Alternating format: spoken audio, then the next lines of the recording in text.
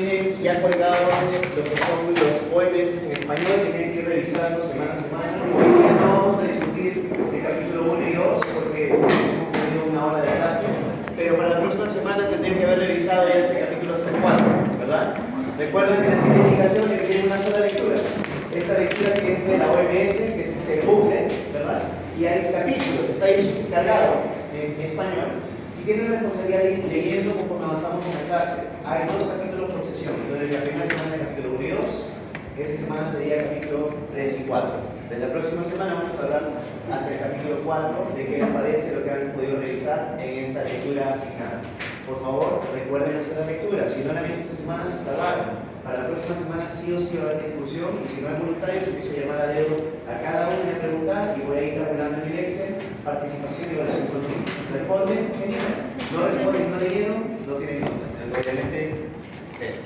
Muy bien, semana 2 tenemos ya lo que es la primera actividad que van a ustedes cargar. Hoy día, en la tarde, antes de la noche, van a subir una pequeña tarea muy simple que va a tomar 15 a 20 minutos hacer tranquilamente, donde van a ver 3 casos clínicos y van a tener que responder algunas preguntas al respecto del caso clínico.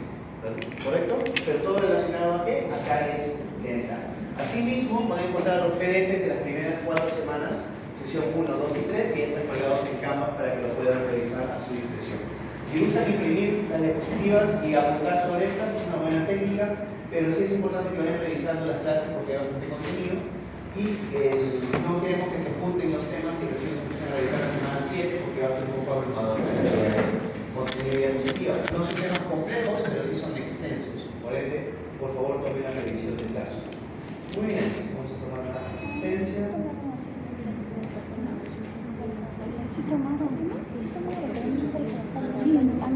¿Podrían su nombre, por favor, fuerte y claro? Yanela. Diego. Antonella. Presente. Valentino. Presente. Yanela. Presente. Talía. Elixi. Adriana. Xiomara. Luciana. Yanela, Antonella, Ada. Brenda. Harold. Sandra. Fernanda. Camila. Camila. Paula. Jimena Peralta. Camila con K y Camila Presente, Jimena.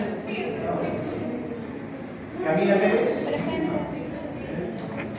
Kenneth Pérez. Valeria Rojas. Marjorie Rojas. Antonio Salazar. María Tineo. Raya Tinoco. Geraldine y Daniela Segarra.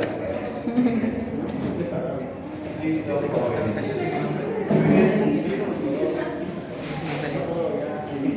Su grupo no tiene medio de gente, ¿verdad? No,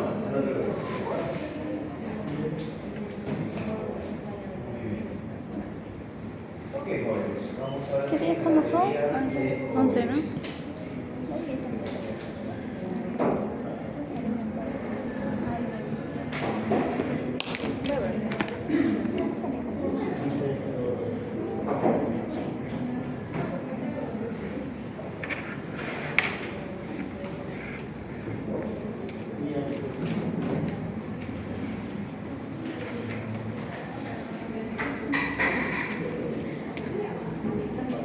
Muy bien, entonces, caries dental.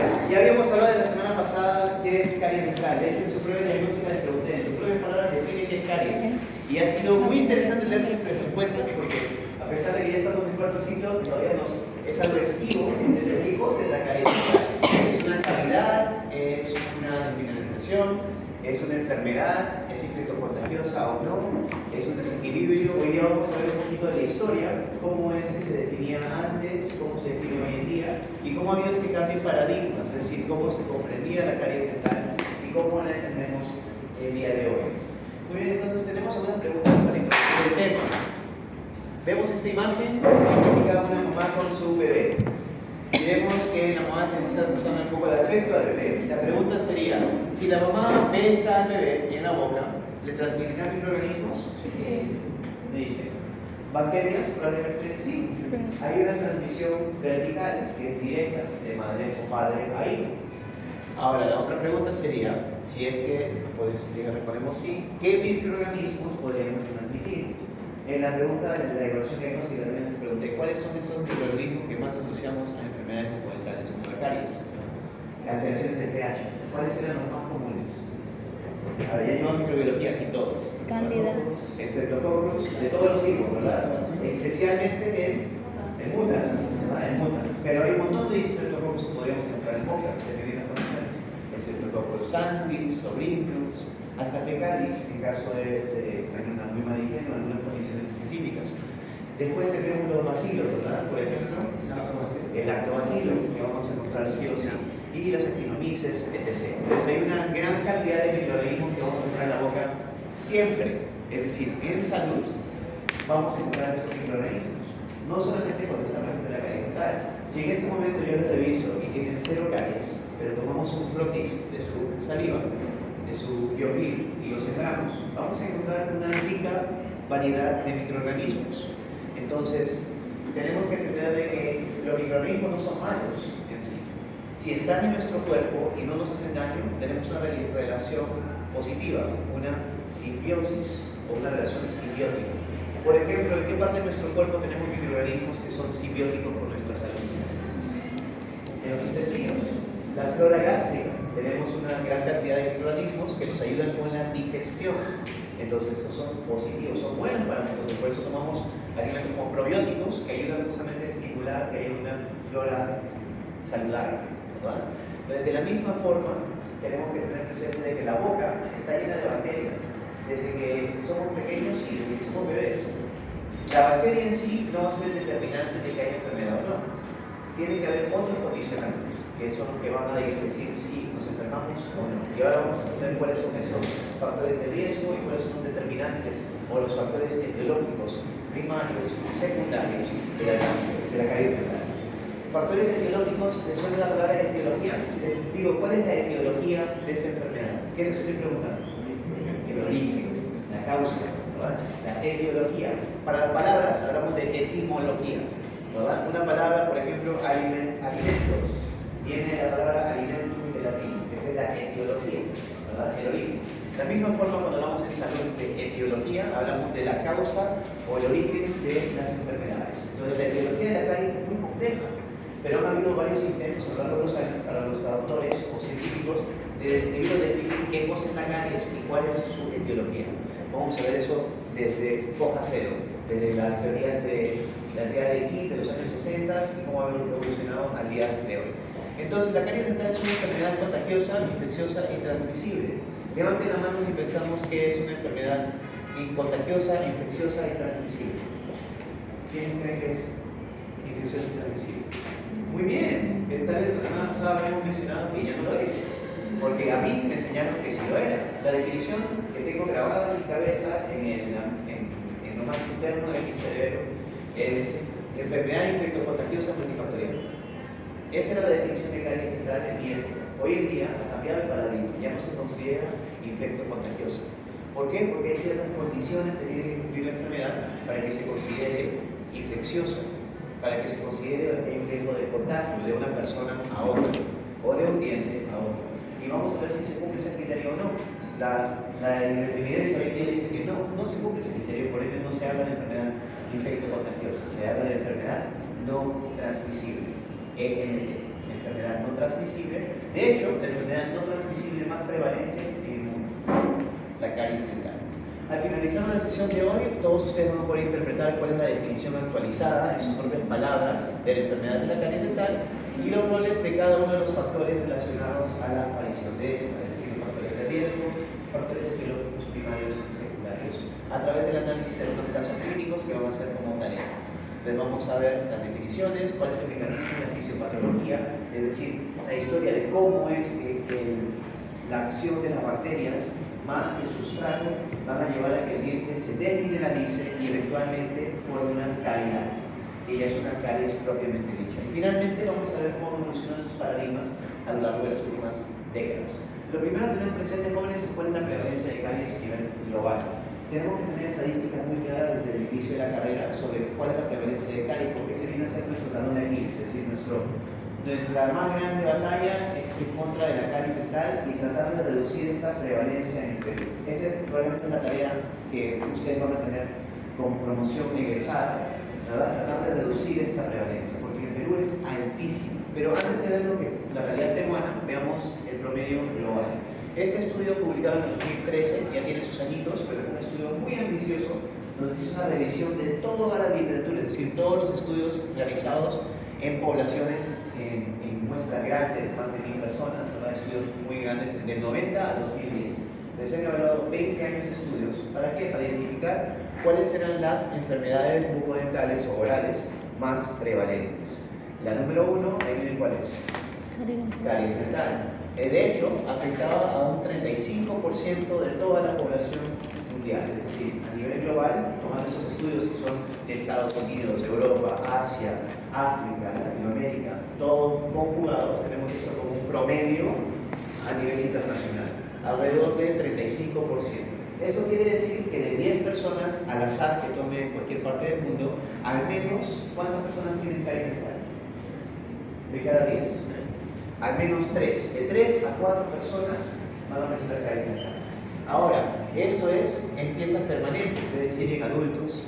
Y vemos aquí en el puesto número 10, en amarillo, que tenemos las caries dentales en piezas deciduas, es decir, en niños.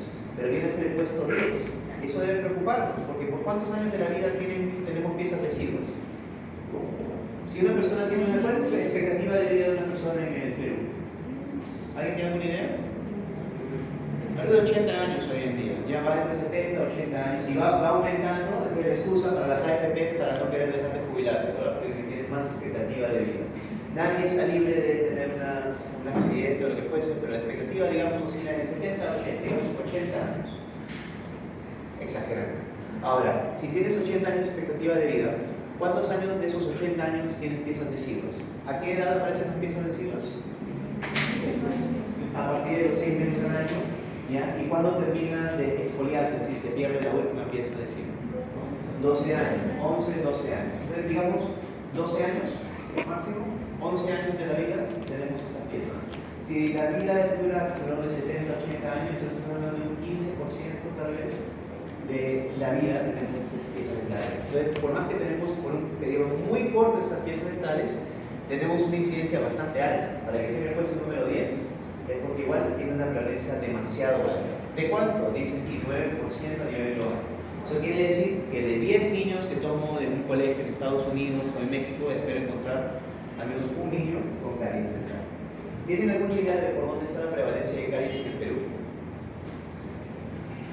En Lima, obviamente tenemos un poco de una realidad muy diferente a otras partes del Perú. En Lima oscila alrededor del 80%. 80% de prevalencia de caries en niños en edición de siglo.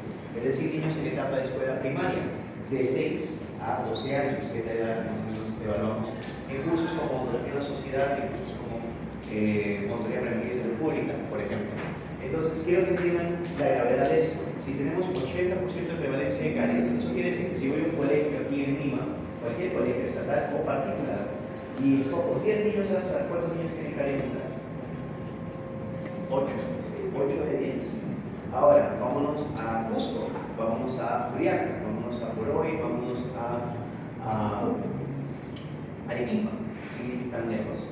Y vamos a encontrar que oscilan en el 95 hasta el 98%. De hecho, en Cusco estábamos viendo alrededor del 98% en los últimos estudios. Entonces, de 10 niños, ¿cuántos tienen caries dental? Los 10. Los 10. De 10 jóvenes. Entonces, estamos en una situación crítica en lo que es caries dental. Estamos muy atrasados de lo que vemos en países desarrollados. Curiosamente, no todos los países desarrollados tienen baja prevalencia de caries. Por ejemplo, hay países como Estados Unidos que tienen una prevalencia de caries que no es tan baja. ¿Por qué? Porque tienen una dieta muy insalubre, ya tienen azúcar, carbohidratos, etc. Pero en la mayoría de países desarrollados, por ejemplo, países escandinavos, Europa, oscila esto entre un 10, 20, 30% como máximo. Entonces estamos muy atrasados.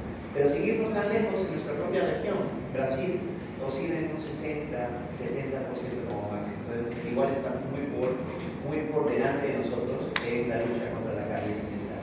Entonces, es definitivamente importante entender esto. ¿Por qué? Porque si ustedes se dedican solamente a llevar cursos como rehabilitación oral, ortodoncia y estética dental, y van a rehabilitar o corregir la enfermedad, nunca vamos a salir de esa prevalencia. La única forma de reducir esa prevalencia es ya no enfocarnos en corrección de los problemas, enfocarnos en prevención, promoción y prevención en salud. Es decir, evitar que los niños desarrollen caries dental, evitar que las personas permanentes desarrollen caries dental en especial, ¿verdad? Entonces, aquí viene la primera introducción a qué cosa era la caries. Primero es definir caries, y una definición que se ha utilizado por décadas era KISS. El odontólogo Kiss, se escribe que, pero se dice Kiss, su apellido. Él fue el primero en identificar una triada. Él decía, no hay un solo responsable de la caries dental. Como vemos enfermedades, normalmente cuando vemos una enfermedad, identificamos quién es el responsable de la enfermedad, ¿verdad? Entonces, por ejemplo, tuberculosis, ¿quién es el responsable de la tuberculosis? El vacío de Koch, por ejemplo. En el caso de las paperas, ¿verdad? ¿Quién es el responsable? Cuando me ven paperas, es una parotiditis, una infección por tal tipo de bacterias. Entonces, la enfermedad tiene normalmente un agente causal específico. Lo curioso es que aquí se empezó a revisar y no había una sola bacteria en específico. Entonces, él fue el primero en decir, bien, ¿sabe qué?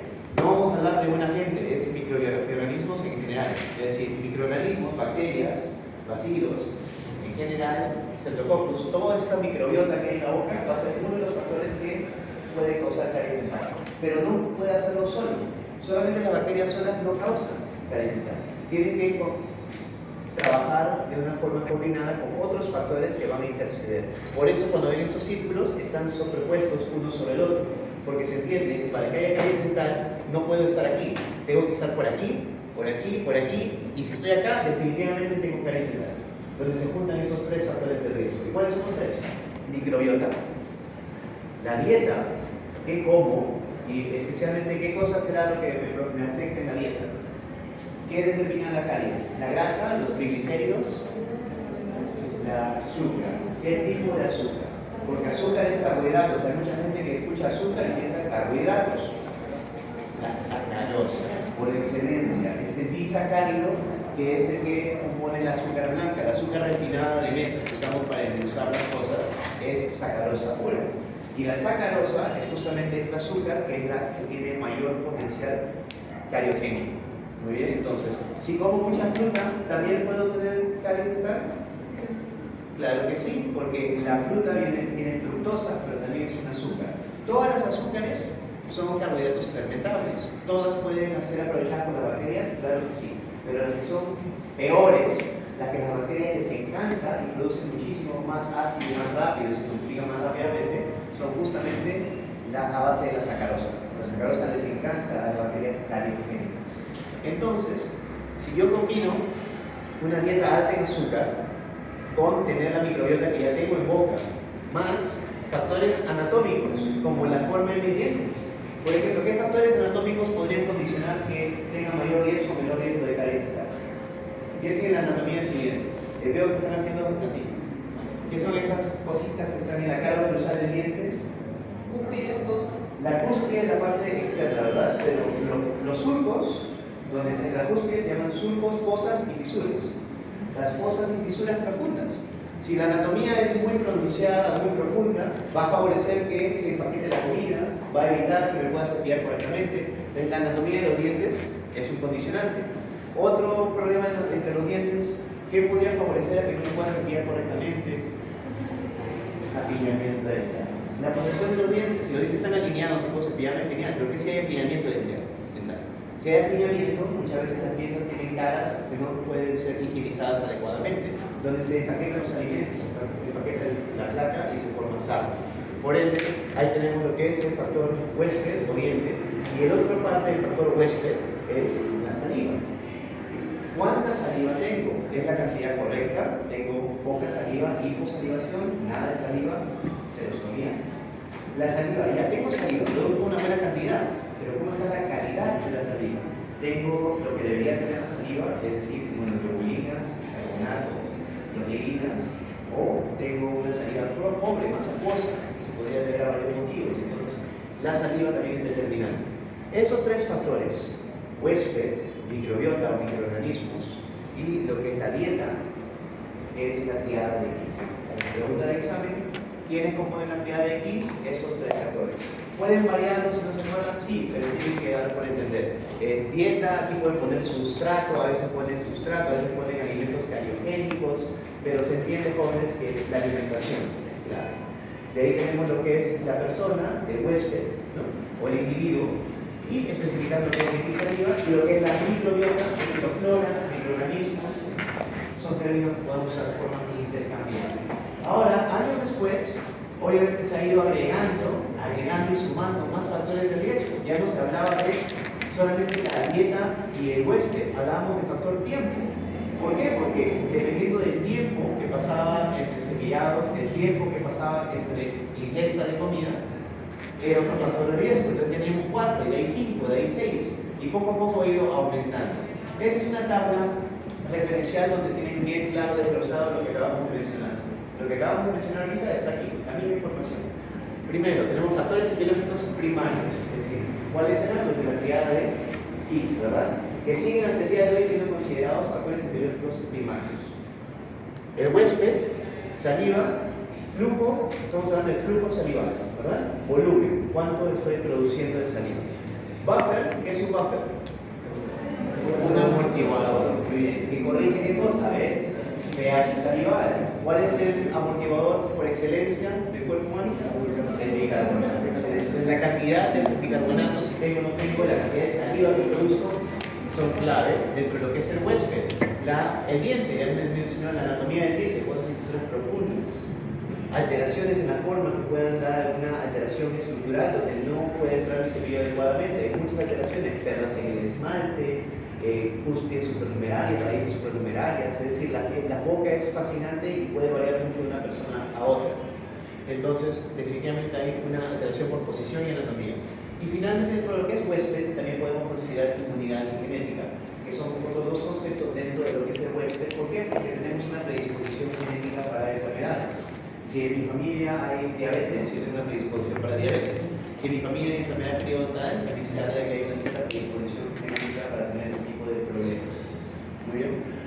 Y en el caso de genética, también vamos a hacer lo que es la diabetes. La diabetes en particular es algo que siempre se menciona porque hay una relación muy directa entre lo que es la diabetes y lo que es la enfermedad dental, tanto periodontal como caries. Inmunidad, estamos hablando de qué? ¿Qué contenía la saliva? ¿Recuerdan qué contenía la saliva? Inmunoglobulinas, ¿verdad? Inmunoglobulinas y agentes bacteriostáticos que si es que no matan a la saliva completamente detienen su crecimiento, así como algunas enzimas que son proteínas que matan a las bacterias también.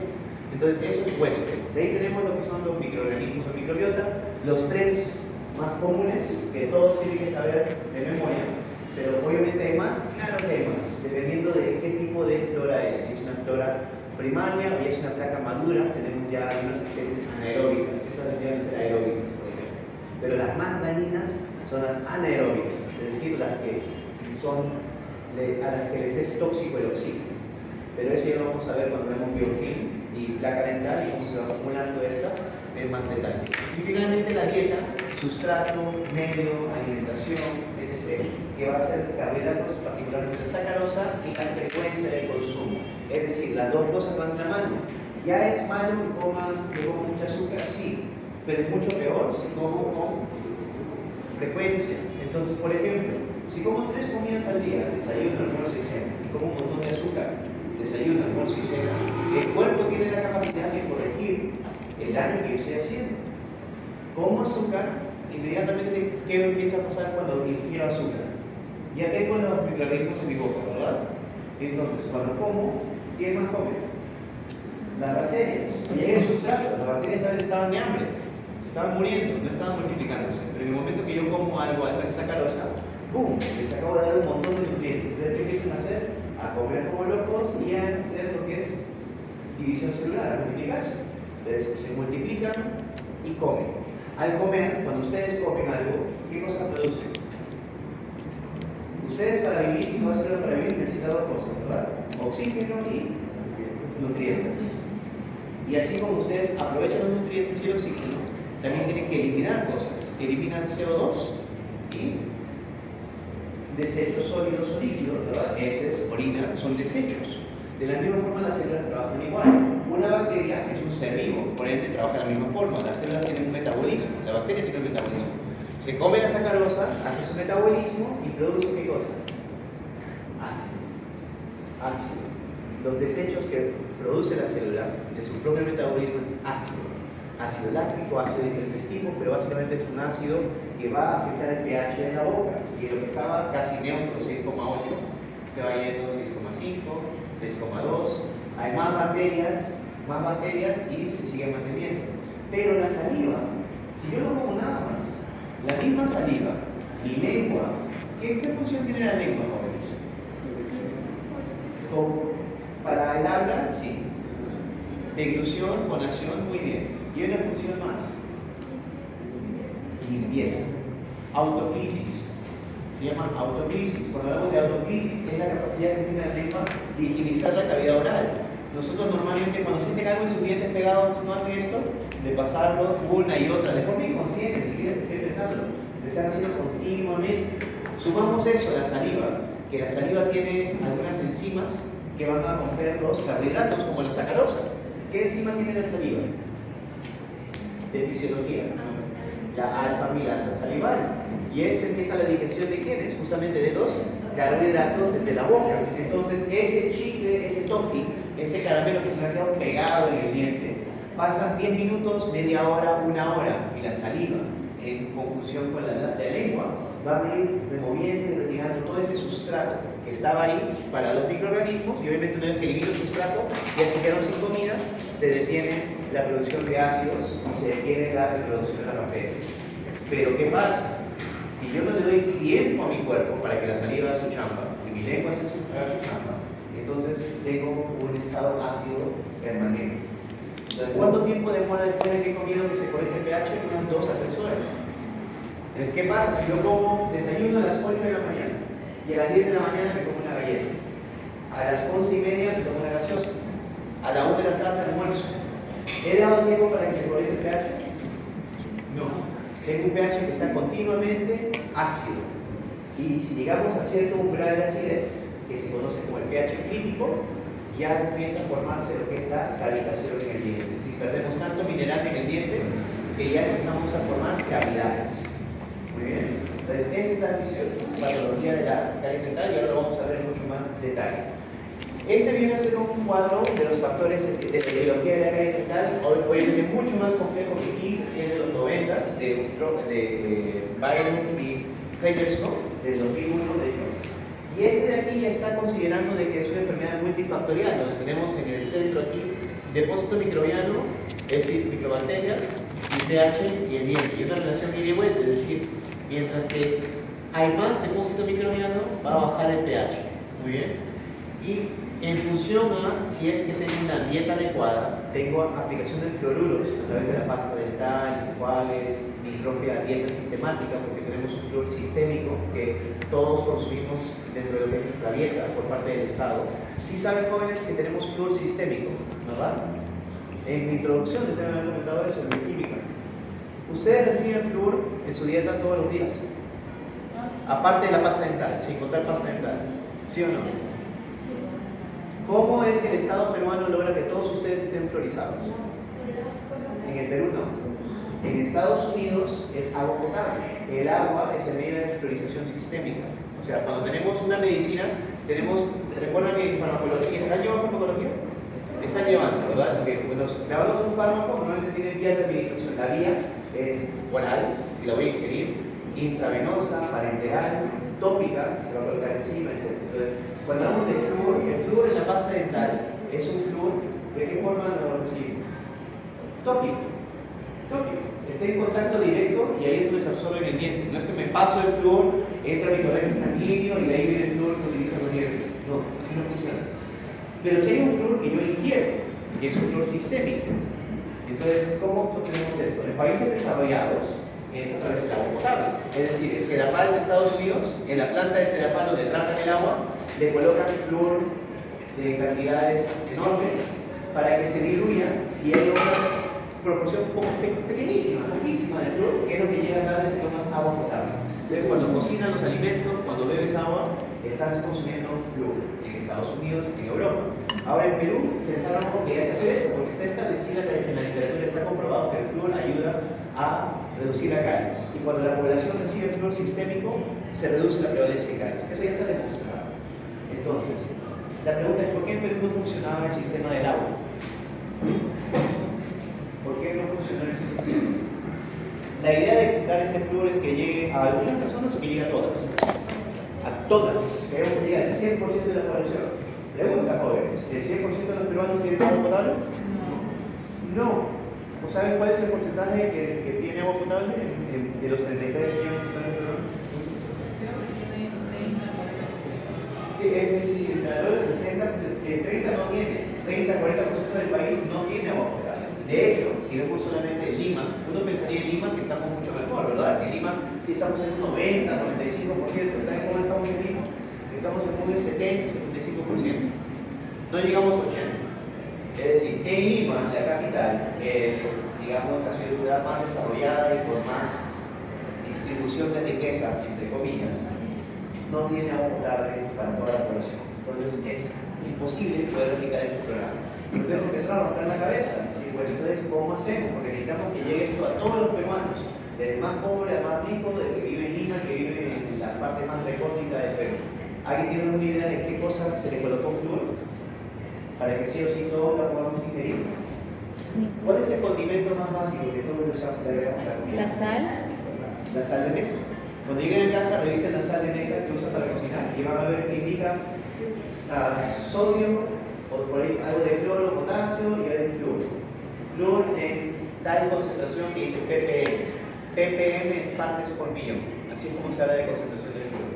Entonces, tenemos el flúor, que es importante, y los elementos fluorados, que es la pasta dental, el flúor sistémico, etc. Si tengo accesos a estos, van a ayudar a qué? A corregir el pH y evitar que se presente la caries dental. La dieta, los microorganismos, todos van a influir. Y tenemos aquí afuera, en este halo amarillo, otros factores que no son tan primarios, digamos, no consideramos etiológicos primarios, factores secundarios, como el nivel socioeconómico, el nivel de instrucción, la educación, el conocimiento, comportamientos, actitudes, etc. Muy bien. ¿Qué vemos en esta imagen, jóvenes? Que no se ve nada. Una cara. Pero bueno, lo que vemos aquí son dos piezas dentales. De hecho, los que tienen su smartphone o tienen su celular a la mano y quieren abrir el PDF, pueden abrir el PDF para que tengan las diapositivas y las puedan ver un poco mejor las imágenes. Están en capas en la semana 2 y vemos ahí que teníamos dos molares. Primera pregunta, ¿quién ya está viendo el PDF? ¿Qué pieza es? Son molares, perfecto. ¿Qué pieza es? ¿Es la 1.6, 2.6, 3.6, 4.6? ¿Cuál pieza es? A ver, superior o inferior. Inferior. ¿Por qué saben que es inferior? Aquí no se ve muy bien, no, yo sé que acá no se ve. Puede ser aquellos que tienen su celular y están viendo la imagen, porque se llama allá. Acá está la lengua, primero. Vemos la lengua y ya sabemos que ahí estamos en inferior. Otra forma que podría saber si no veo la lengua, ¿qué característica tiene la primera nasal? Y la primera molar inferior. ¿Qué característica? Ya llevaron oclusión. Oclusión se lleva. Están llevando están en pañales. Okay. En oclusión, jóvenes, van a ver lo que es la anatomía dental. La anatomía de cada diente. Y algo curioso que tiene la primera molar inferior, a diferencia de las otras, es que tiene una cúspide extra. ¿Ve que tiene 5? 1, 2, 3, 4, 5. 5 cúspides. El corpúsculo de Caraverillo, pero es una característica típica. Y otra característica típica es que la segunda molar inferior tiene las fosas y fisuras en forma de cruz. ¿No? Y justo la caries está justo ahí en esas fosas y fisuras en el surco principal a lo largo de los surcos. Entonces, esta probablemente es una pieza 3.6 y 3.7. Es importante que se vayan acostumbrando a ver un diente y poder identificar cuál diente es, por más que no les digan, porque solamente ven esa pieza. Anatomía dental es muy importante. Bueno, entonces, en conclusión, mucha atención a lo que es estabilidad tridimensional y anatomía dental. Muy bien, entonces, ¿qué cosas notan en la imagen? Van a ver primero que hay una cambios ven? Primero, ¿qué notan? ¿Ven el diente sanito? ¿Qué cosa ven? No. Ven una cavitación. Si no ven la cavitación, al menos ven una pigmentación. Ven un cambio de coloración. Muy bien. Vemos una cavitación donde parece que se ha perdido estructura a nivel de las fosas y fisuras. Y si ven en la imagen de sus diapositivas, o la pueden ver ahí tal vez, también vemos por aquí otra lesión. No sé si la pueden ver en la cara libre, en forma de gota. Es una caries característica en las piezas inferiores. En las piezas inferiores anangulares se forma una caries que es en forma de gota, pequeñita, un circulito. Y justamente tenemos aquí dos en la cara libre. Entonces tenemos caries por la cara libre, por la cara oclusal, pero esas piezas están definitivamente comprometidas. Muy bien. Hay que extraer. Hay que tratar de salvarlas a toda costa. Primero con una restauración. Si retiramos mucho tejido sano, nos vamos a una incrustación. Y si ya tenemos demasiado tejido sano, ya una corona, por ejemplo. Pero esperemos que no sea el caso. Ahora sí, jóvenes, vamos a ver.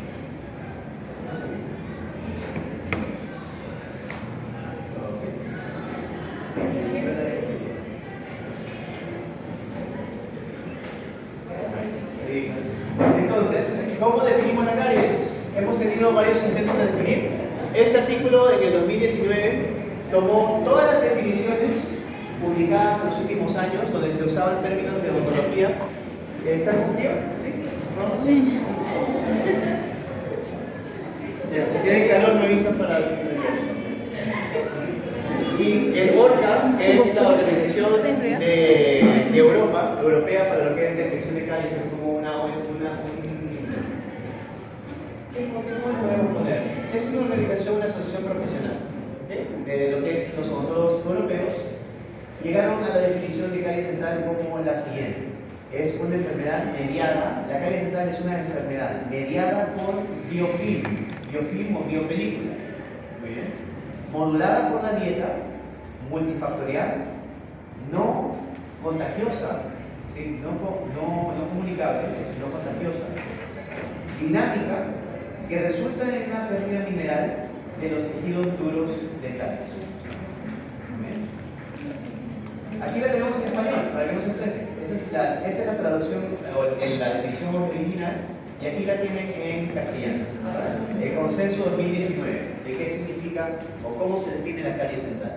Es una definición bastante compleja, pero la idea, jóvenes, es que ustedes, cada uno, desarrolle su propia definición y sus propias palabras, ¿verdad? Entonces, vamos a salir de la sesión de hoy y a tener una definición clara, propia, no es paporreta de lo que es eso, ¿verdad?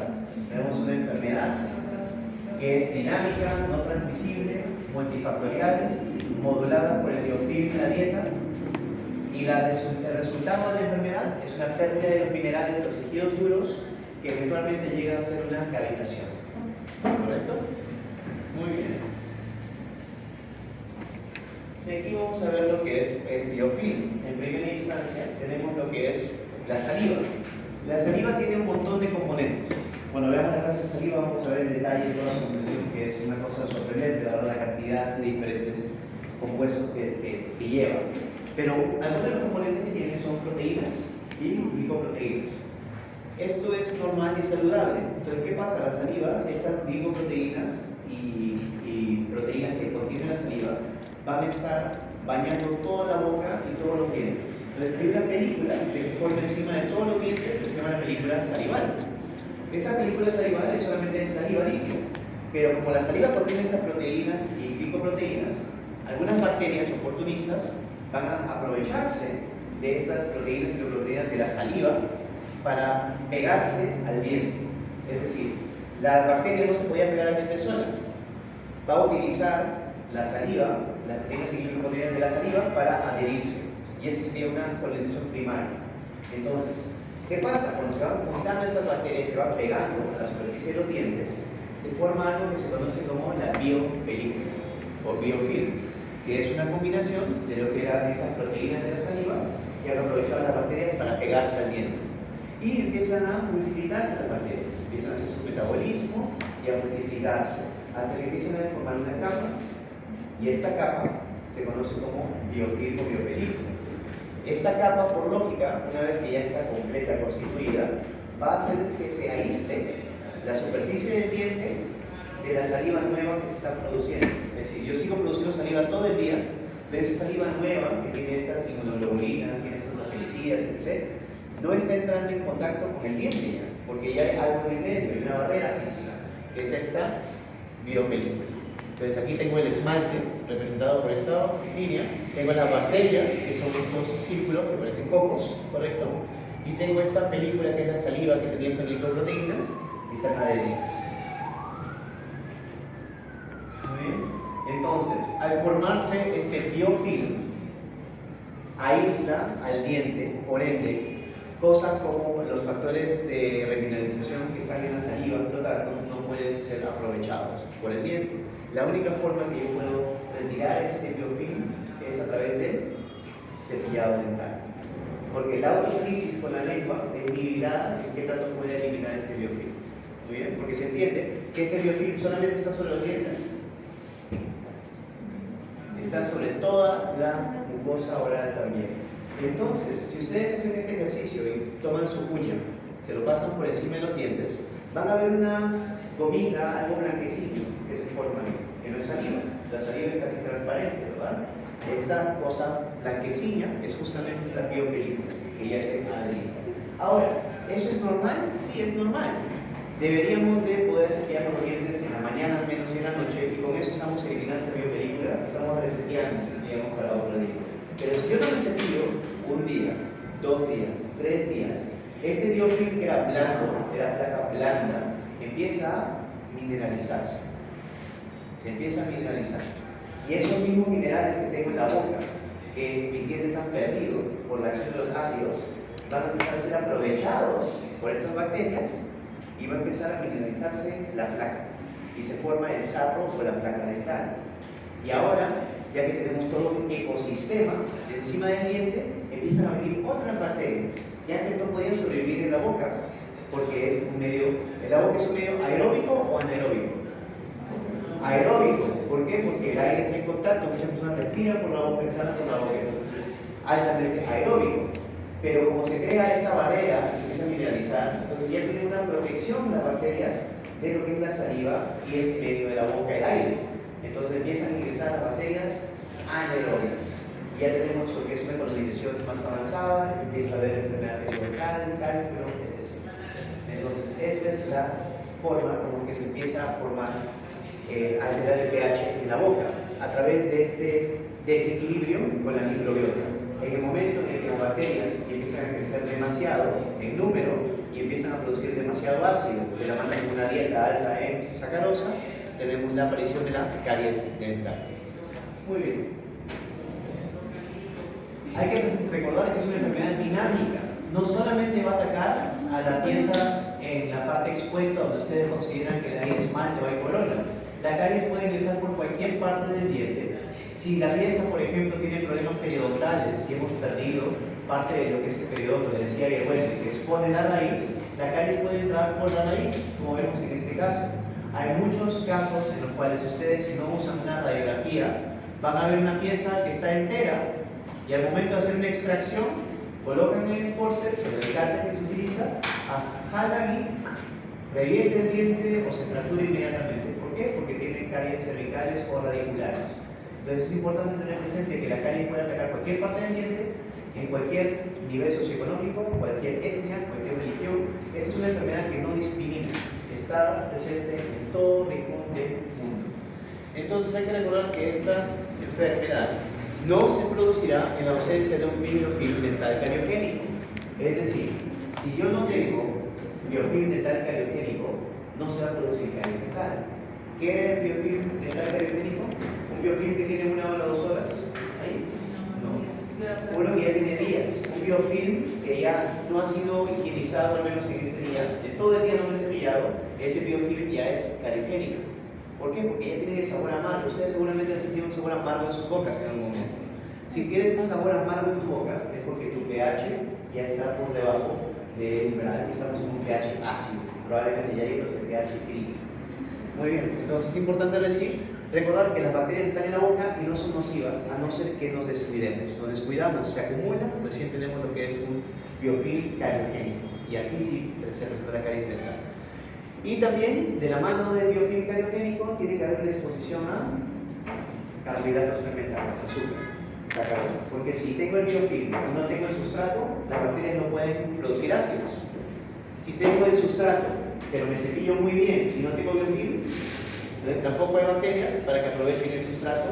Por ende, si tengo una adecuada higiene oral, puedo mitigar muchísimo la aparición de la caries dental.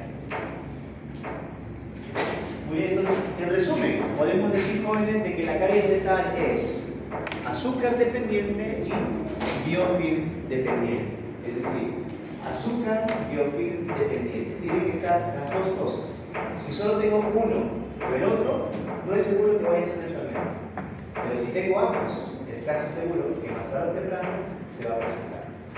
Muy bien, entonces recordemos también de la definición que nos daba la OMS de que la caries dental tiene un origen comportamental, es decir, en cómo nos comportamos, en nuestros hábitos, qué comemos, o si nos cepillamos, la frecuencia de cepillado, etc. Es decir, todo lo que es la actitud del ser humano y nuestro comportamiento es un factor muy relacionado. También tenemos el aspecto social de lo que es la caries dental. ¿Y a qué nos referimos con esto? Es al acceso a cuidados de atención bucodental. Por ejemplo, si yo no tengo acceso a un dentista o no hay un dentista en mi comunidad, entonces no tengo oportunidad de que me hagan un tratamiento preventivo como flúor, flúor tópico o tal vez una curación pequeña. Esa caries va a avanzar, va a avanzar, va a avanzar y vamos a terminar en una endodoncia o la pérdida de la pieza completamente. Entonces, hay un componente social para la caries que también tiene que ver con los determinantes sociales de la salud. ¿Hay acceso a la salud? ¿Sí o no? ¿Tengo una posta cerca? Primera pregunta, ¿tengo o no tengo? ¿Tengo una posta cerca? ¿Hay un odontólogo en la posta? Otro condicionante. Sí hay un odontólogo, pero solamente hace un tratamiento muy básico porque lo que cubre el seguro del SIS es cosas muy básicas y yo tengo que pagar si quiero algo adicional. Entonces, ¿tengo los medios para pagar el tratamiento particular o no lo tengo? Entonces, esos son condicionantes relacionados al aspecto social. Y finalmente el aspecto biológico, que ya habíamos mencionado, que tiene que ver con las variaciones anatómicas que pueden tener los dientes y también los factores constituyentes de la misma persona. Es decir, una persona puede tener defensas bajas, altas. Nuestro sistema inmune va a variar según el estrés, el grado de alimentación, etc. Entonces tenemos una serie de factores etiológicos, entendiendo de que la caries es una enfermedad biológica, ¿sí? Pero también es psicosocial, es biopsicosocial. La caries dental, biopsicosocial. Muy bien. Genial, entonces ya vamos teniendo una idea más clara de lo que es la caries dental. Podemos decir que es una enfermedad mediada por el biofilm. Antonio, ¿el biofilm era algo malo? No, no es algo malo, es algo que se va a formar todos los días en nuestra vida. Pero en el momento en que se vuelve biofilm cariogénico, es donde ya tenemos un problema. Y para que se vuelva cariogénico es porque no estoy cepillándome, no estoy teniendo ningún cuidado oral, y combinamos eso con el sustrato, una dieta con carbohidratos, y tenemos la tormenta perfecta. Esos dos factores nos van a llevar a la formación de la caries dental. Entonces, biofilm, ingesta de carbohidratos y mala higiene. Consecuencia, caries dental. En resumen. Muy bien. Aquí tenemos un recordatorio, jóvenes. A ver, antes de ver ese recordatorio, ¿cuál es la composición? El esmalte. ¿Qué características tiene el esmalte de los dientes? Tiene varias, ¿verdad? La dureza, tiene una gran dureza. Muy bien. ¿Es orgánico o inorgánico? Inorgánico, principalmente. Y dentro de su composición inorgánica, ¿de qué está compuesto? De hidroxapatita. Genial. ¿Qué es la hidroxapatita? ¿O de qué está hecha la hidroxapatita? Está mejor que los otros grupos. Calcio, ¿sí? Calcio, ¿qué más? Fosfato, muy bien, fosfato, excelente. Entonces, tenemos lo que sale de hidroxapatita y es importante recordar la estructura. Y estamos recordando esto ¿por qué? Porque ahora vamos a ver un ejemplo, un gráfico, donde vamos a ver cómo se hace interacción entre iones y se va perdiendo las unidades de los dientes debido al pH. Muy bien, entonces sabemos que el esmalte principalmente es inorgánico, aproximadamente un 90%, no, 85-90% inorgánico, y el resto es agua y proteínas. En el caso de la dentina, tiene mucha más composición orgánica, perdón, de 60% aproximadamente, 50% aproximadamente inorgánico, y después tenemos mucho más agua y lo que son proteínas representadas por las prolongaciones de los odontoblastos, que van a dar sus terminaciones dentro de los peritúbulos los túbulos dentinarios. Muy bien, entonces esa es la composición. general, solamente como un recordatorio. Y aquí tenemos una imagen gráfica del proceso que estamos conversando ya hace varios minutos. En esta primera imagen vemos que tenemos aquí el esmalte. Esto en azul es el esmalte dental. Enamel es el nombre en inglés enamel, esmalte. Muy bien. Entonces, en el caso de un pH de 7, pH 7 sería un pH neutro. ¿La boca es neutra? No, realmente nunca estamos en neutro, estamos yendo un poquito más hacia el ácido, 6,8 más o menos. Pero este ejercicio, para fines didácticos, nos ha colocado que en un caso en que el pH está neutro, así se comporta el esmalte. Aquí está mi saliva, aquí está mi esmalte y me acabo de cepillar los dientes. Por ende, no tengo ¿qué? No hay biofilm, no hay biopelícula. Pero pasan unos minutos, unas horas después de haberme cepillado los dientes y de por sí se va a unir primero la película salival, ¿verdad? La saliva, esas proteínas y bioproteínas de la saliva van a ser aprovechadas por las bacterias y se van a empezar a pegar. Y se forma la biopelícula o biofilm. Ya tengo una barrera que está evitando de que la saliva nueva que estoy produciendo, que tiene todos esos elementos que van a defender al cuerpo, pueda llegar al diente. Eso está en el medio. Pasan horas, o tal vez un día, y el pH va a ir acidificándose. El pH se vuelve más ácido hacia arriba o hacia abajo. Hacia abajo. Le vamos primero 6, 6,5, 6, 5,5, hasta 5 en este caso. 5 ya nos fuimos de avance. Por el 5 ya es un pH ácido, donde hay un daño dental grave. ¿Saben cuál es el punto crítico donde descubrimos que ya es un pH que hace daño a los dientes y perdemos esmalte y se forma la caries? pH crítico, ¿cuál es? 5,5. Muy bien, pregunta del examen. ¿Cuál es el pH crítico de la cavidad oral? pH crítico 5,5. ¿Y qué significa esto? Quiere decir que una vez que superamos este umbral, es decir, ya estamos por debajo de 5,5, el diente ya está desmineralizándose a tal grado que empieza a perder estructura y empiezan a formarse las cavitaciones. Muy bien.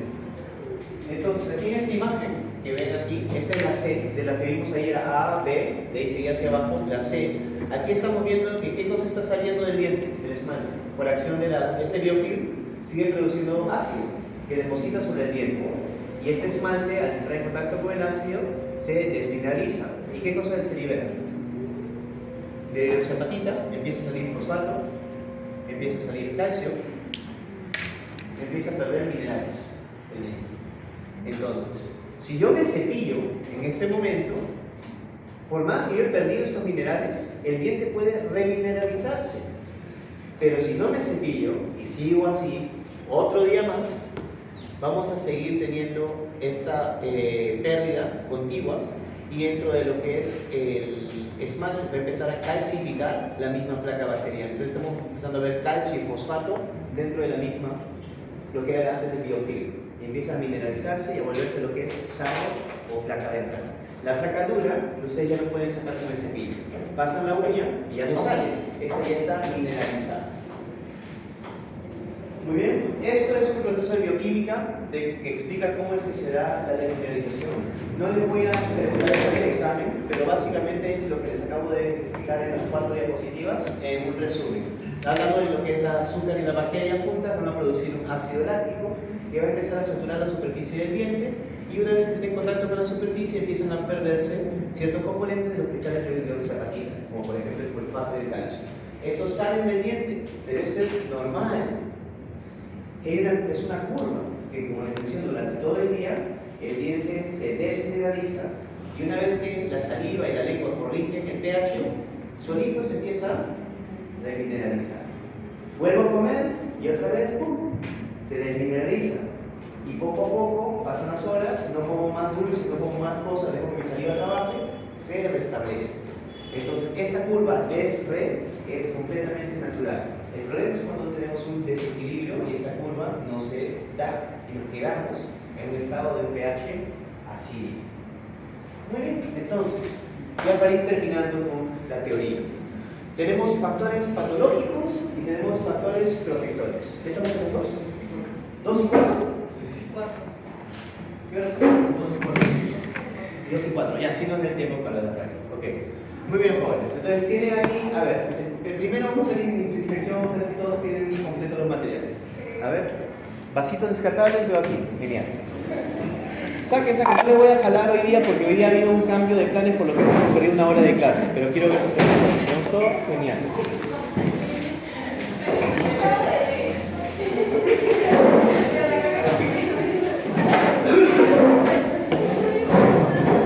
No necesitamos más de 10 minutos para esta prueba porque vamos a hacer solamente saliva no estimular. Perfecto. Sí, porque, a ver, ¿quién es que consiguió chicle sin azúcar? Dios, excelente. ¿No le consiguieron? Trae una tía. ¿Sin azúcar? Está bien. A ver, ¿qué pasa? Todo, a ver, ¿cómo les puedo explicar esto? El chicle que ustedes compran en la tienda tiene un compuesto que es lo que le hace chicloso, que se llama parafina. La parafina es en sí el chicle insaboro, incoloro. Es difícil de conseguir porque no la ven en cualquier parte, la ven en el centro de Lima, en emancipación. Por eso, si no la consiguieron, no se preocupen. No se preocupen.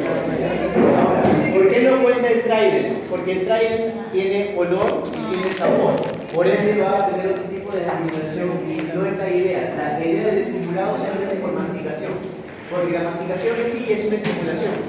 Pero si recuerdan, jóvenes, para que salive, solamente hay estimulación mecánica. ¿Qué tipo de estimulación hay? Hay estimulación sonora, visual, olfatoria. Entonces, cuando hay más estimulación, hay más producción de saliva.